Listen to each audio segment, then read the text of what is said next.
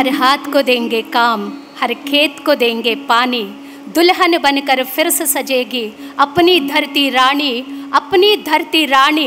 इस तरह का ऑर्गेनिक उत्पादों का हम लोग यदि बढ़ोतरी करेंगे, अपनी भारत माता, अपनी भारत की धरती खुश हो जाएंगी। इन्हीं शब्दों के साथ मैं आमंत्रित करती हूँ श्रीमती रिंशे लम्हो जी को। They member National Commission for Minorities हैं।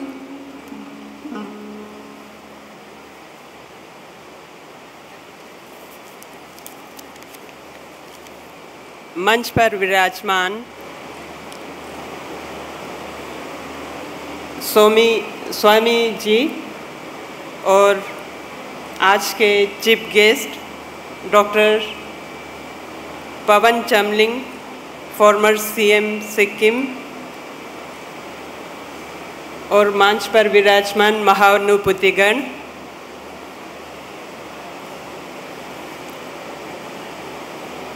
आज यहाँ पर ग्लोबल ऑर्गेनिक एक्सपो, ये शब्द सुनकर ही जब मुझे निमंत्रण मिला तभी मुझे लगा कि ये सच में बहुत ही एक अच्छा कार्यक्रम है, क्योंकि मैं लद्दाख क्षेत्र से आती हूँ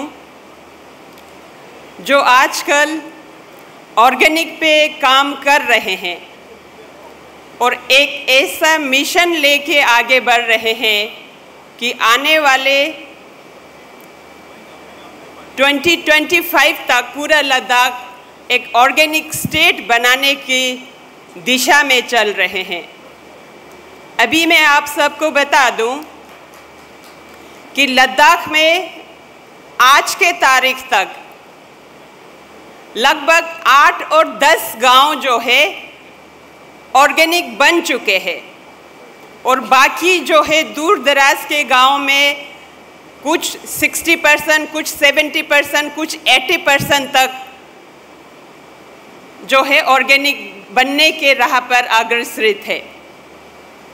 और आने वाले कुछ सालों के अंदर ही पूरे लद्दाख ऑर्गेनिक लद्दाख कहकर हम पूरे विश्व के सामने एक उदाहरण के रूप में पेश कर सकते हैं।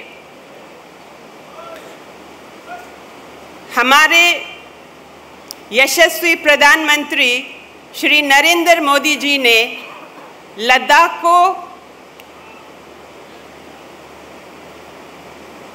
एक ऑर्गेनिक दृष्टि देने की बात उन्होंने हर मंच से किया है। कार्बन न्यूट्रल लद्दाख बनाने के बाद उन्होंने हर मंच से उन्होंने जिक्र किया है। हम खुशकिस्मत है ऐसे प्रधानमंत्री हैं जो देखते हैं कौन सा हिस्सा को ऑर्गेनिक बन सकते हैं। तो आज के दिन में लद्दाख ऑटोनोमस हिल डेवलपमेंट काउंसिल जो है, जो लेह में है, पूरे लेह रीजन को ऑर्गेनिक बनाने के रास्ते पर अग्रसर है। आज से पहले की बात अगर हम करें तो 70s 80s के दशक से लेकर लगभग कुछ 30-40 साल बहुत ज़्यादा हमारे जो है इकोसिस्टम में गड़बड़ हो गए थे। बहुत ज़्यादा जो है यूरिया जैसे खाद लद्दाख जैसे क्षेत्र में बहुत ज़्यादा प्रयोग में लाए थे, लेकिन समय के अनुसार लोगों को ये समझ आ गया कि ये जो खाद लद्दाख जैसे दुर्गम क्षेत्र में जो बहुत ही ऊंचे जगह पे है, जो वहाँ के इकोसिस्टम से सूट नहीं करते हैं, इसको रोकना पड़ेगा।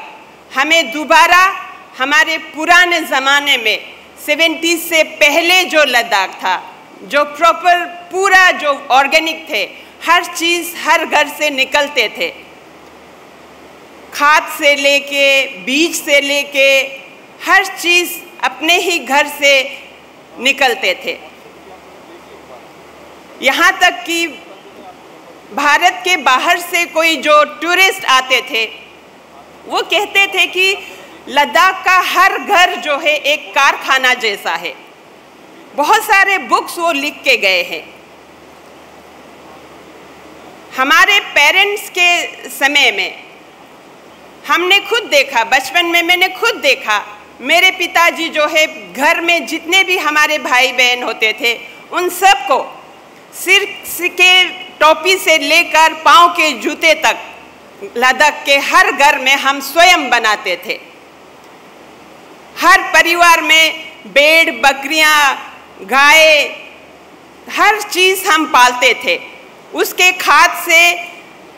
खाद जो है खेतों में जाते थे और उनके जो वूल है उससे घर के सदस्य के लिए 1 साल का कपड़ा बनता था। घर के औरतें जो है वहाँ पे अपने ही हाथ से धागा बना के, कपड़ा बना के जो है, घर के मर्द जो है उसका कपड़ा सिलाई करके पूरे परिवार का भरण पोषण होता था।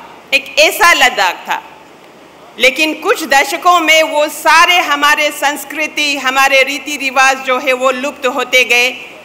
लेकिन आज पुनः हम उस पुराने जो है समय के संस्कृति को जीवित करना चाहते हैं। हम ऑर्गेनिक के तरफ दोबारा जा रहे हैं, जिसके लिए मैं प्रधानमंत्री जी का बहुत बहुत धन्यवाद बोलना चाहती हूँ।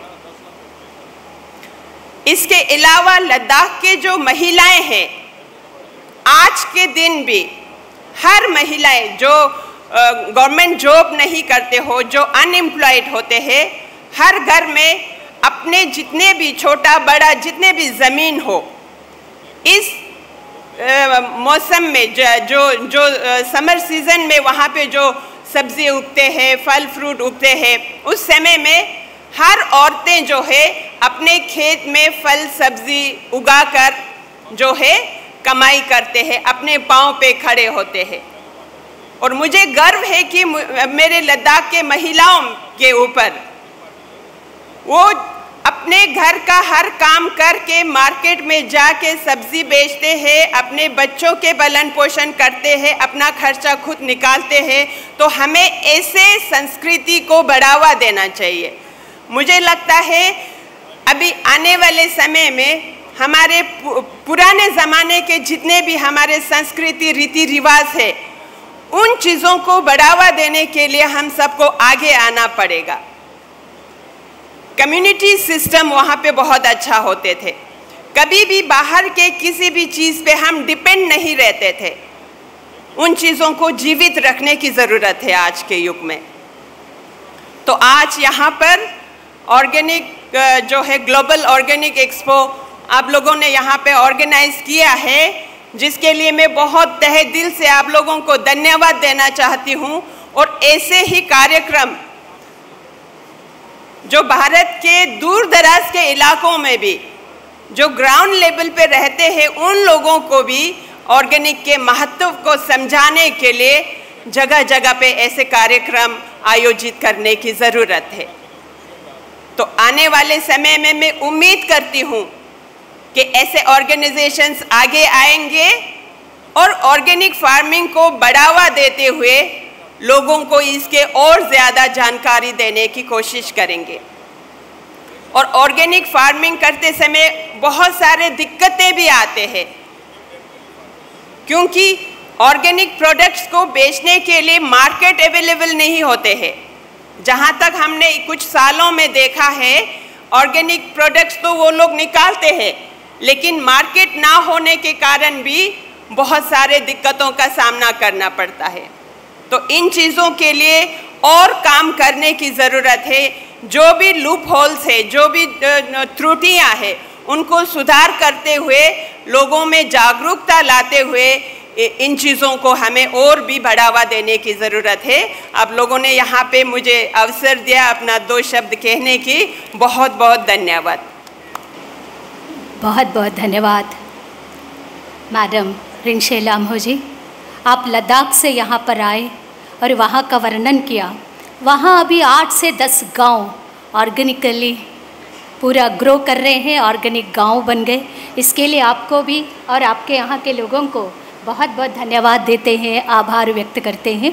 सुंदर लद्दाख, सुंदर स्थान, हम सब लोग भी वहाँ जाए, वहाँ की चीज़ों को हम लोग जाने, पहचाने और प्यार मोहब्बत के साथ हम सब लोग मिलजुल कर रहे। इसके लिए आप यहाँ पर पधारे, आपका पुनः हम लोग बहुत बहुत स्वागत करते हैं।